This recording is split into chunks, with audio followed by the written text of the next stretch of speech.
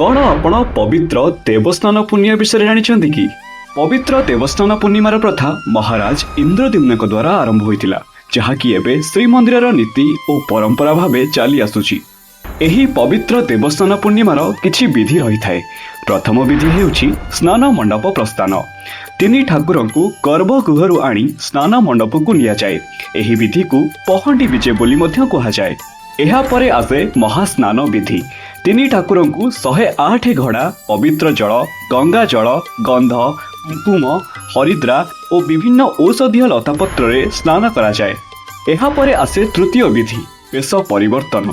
स्नान विधि समाप्त होला परे तिनि ठाकुरंकु हाथी वेश दिया जाए, जहाकु गजानन वेश मध्य कहा जाए।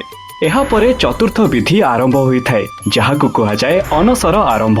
स्नान परे तिनि ठाकुरंकु ज्वर होइथाए।